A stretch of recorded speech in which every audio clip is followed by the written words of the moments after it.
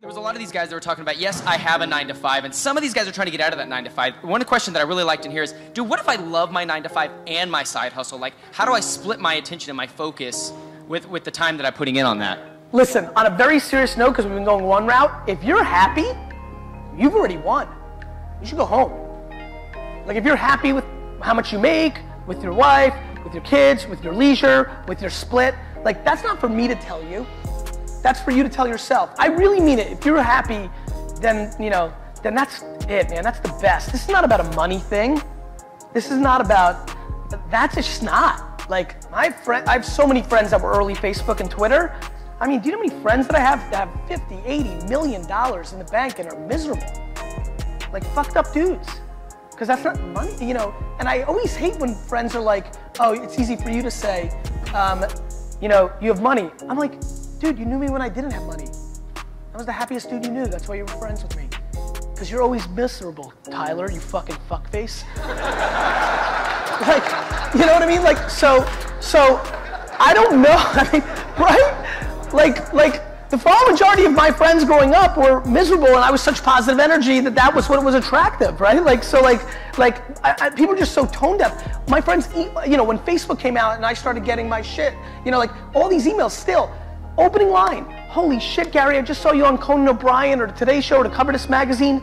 I'm so happy for you. People have good intent on these Facebook messages that you haven't seen in 13 years. You know, like, you know, you're so lucky, I'm so happy for you, and that's when my shit, I'm like a bull. That word luck, I am lucky. I was born a white male, I was born in Russia and was able to come to America. There's a lot of luck. I was born to a mother that built unbelievable self-esteem into me. So many of you here are not gonna win to the level that I won because you still haven't dumped the poison out that your mom or dad put in you, right?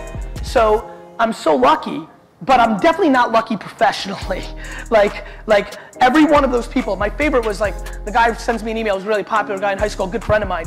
I wrote him back immediately, I was like, Doug, awesome to see you, you look great, you know, his picture. You know, real quick though, this isn't luck. Let me remind you that in high school and in college, remember every weekend when you and Garrett and T. Adam went to the Jersey Shore and banged chicks? Yeah, I worked, so fuck you with that luck shit.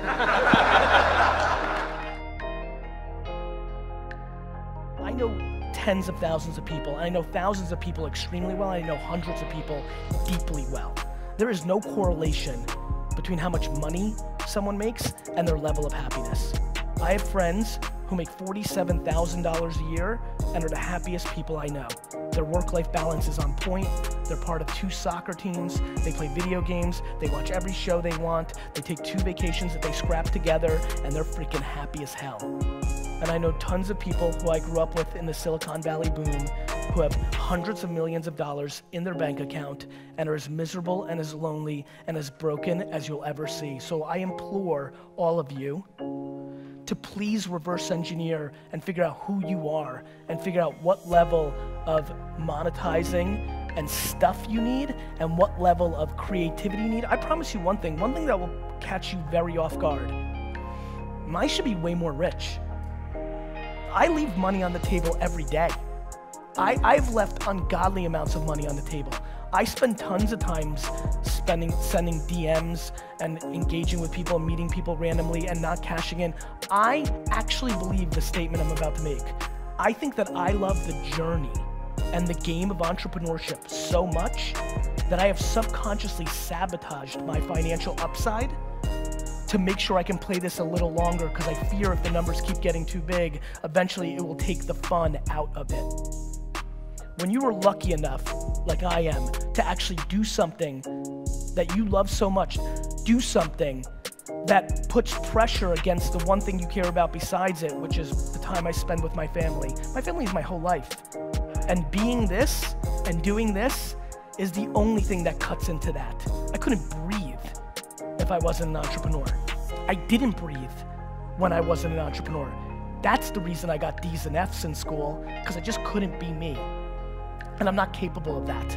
And so I think being here excites me because I think coming to not LA, San Francisco, New York, London is always more fun for me. It always feels a little more practical. It always feels like there's a little bit more chips on the shoulder, which is what I have.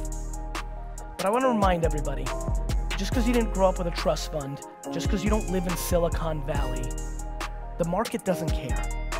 If you're good enough, you will win. Hey, like if you're really if like you mentioned it, like some of you are like, hey, I'm really like my 9 to 5, and that's great. Then that's awesome. Like you don't have to make as much as me or him or that person. If you're in a good spot, and then there's work-life balance. You know, you like I'm gonna miss, like today's Saturday. I don't do this, but I did it. I'm not here, but I appreciate it. But I'm going a different way on this. I'm really missing Misha and Xander time, and I don't have a lot. I probably have less kid time than almost everybody in this room, and I'm now punting another day, right? On the hustle, like you know, like I envy my friends who will see every single game and recital and reaction, and I won't. Like we all give up something. That's just real. And so I can't tell you how much or how little, right? I can't tell you how much or little you've got to be like, the biggest regret of my life is the first 5 years of my marriage, not going on 2 extra weeks vacation with Lizzie to compound those, 10 trips that I don't have, that I fucked up. I was too much in the grind and I fucked it up, but I learned from it, and I do feel like I'm extreme vacationing with the kids and getting a much more fulfilled thing. So, we're all gonna look back at things and regret. It's human nature. I'm just very in tune to when push comes to shove, I need to be here. I know who I am. And I may not be proud of it. It may not be the most politically correct thing in today's politically correct environment, but I just know myself, and I'm willing to take all the bullets. I'm thrilled because I know where I net out.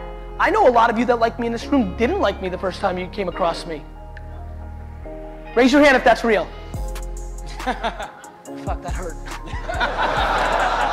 No, but I know it because I know, especially in this environment, I just started talking more about like how I roll in public versus private. Like I peacock, I get more energy. There's people, I become more of a performer. I go for the punchline, and I'm talking about stuff that I know, which brings out the most confident, aka egotistical version of myself.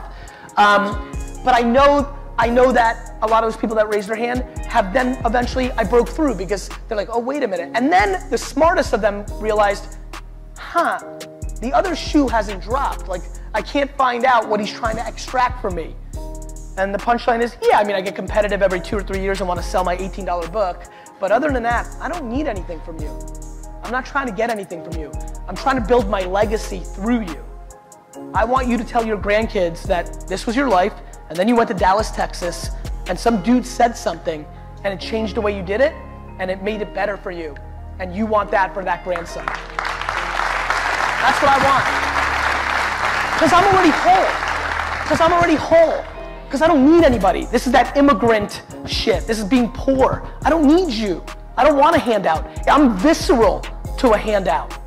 I'm visceral to complaining. Do you know why I built Wine Library so fast?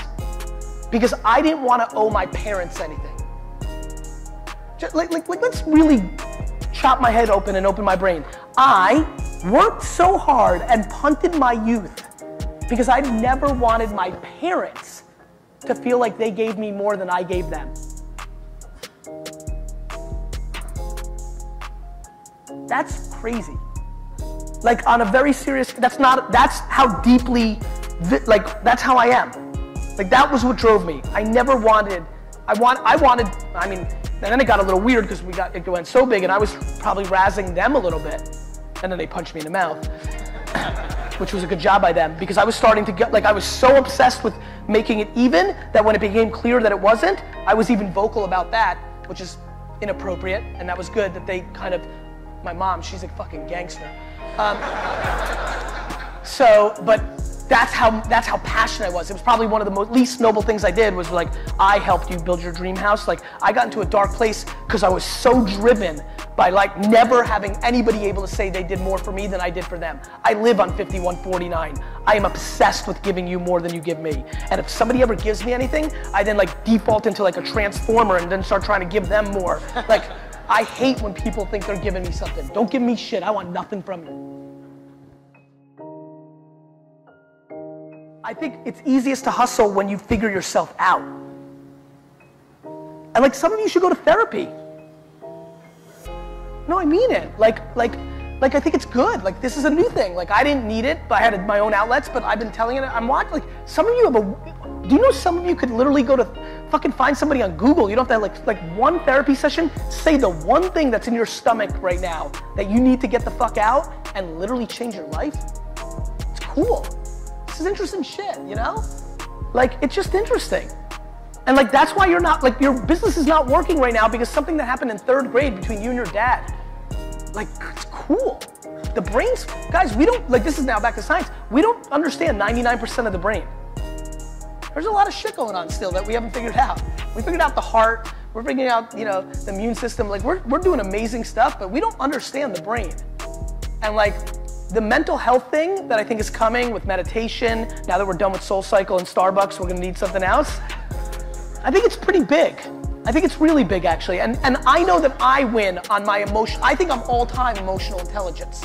Like, I actually have in my will that when we start being able to measure emotional intelligence, that I want to be tested from the grave, because I think I'm all-time.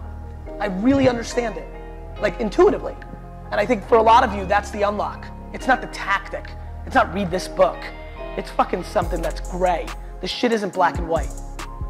And that's something within you, not because I think, you know, you talked about it, you know, people that go to events like this or buy the next course are looking for something external to change it, and it really isn't anything outside of you at all. I've never consumed anybody. Ever. I know nothing about anybody. I freaked out when I started getting into this world. People are like, oh, you know, you love that Tom Collins? I'm like, what? They're like, that Napoleon Hill? I'm like, what? I've read 3 books, like Barbara Walters' like autobiography, Joe Namath. The Barbara Walters thing's weird, I don't know why I read it.